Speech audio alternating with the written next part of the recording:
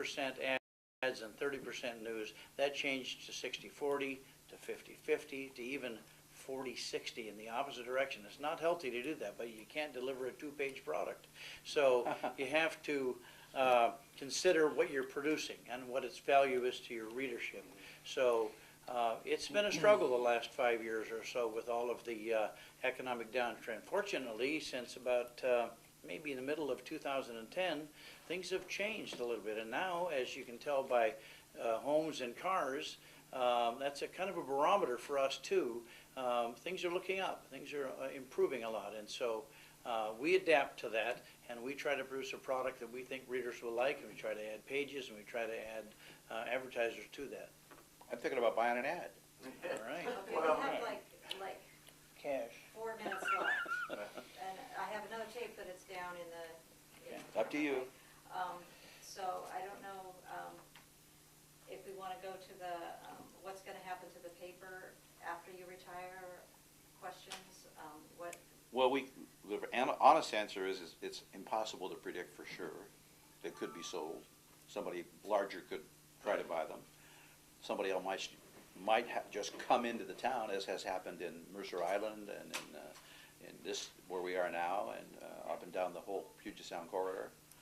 So for sure, the answer is we're not sure. There's another factor, though, and it is that when you have a father who's 93 and who still writes a column every week, any thought of you retiring at, say, 70 is not really a consideration.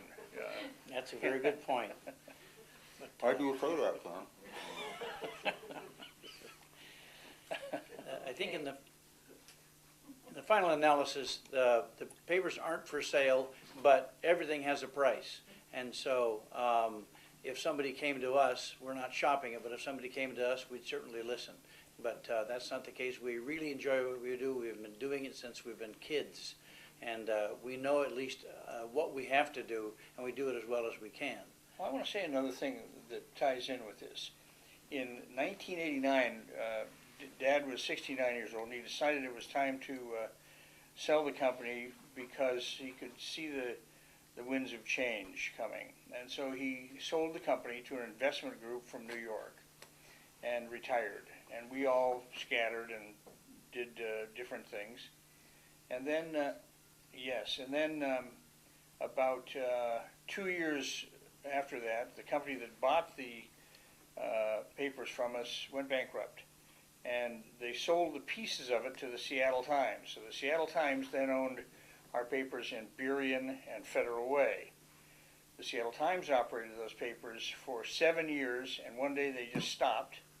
And a week later, we started them again. And the reason we started them again is that Jerry Robinson said, every community needs a paper.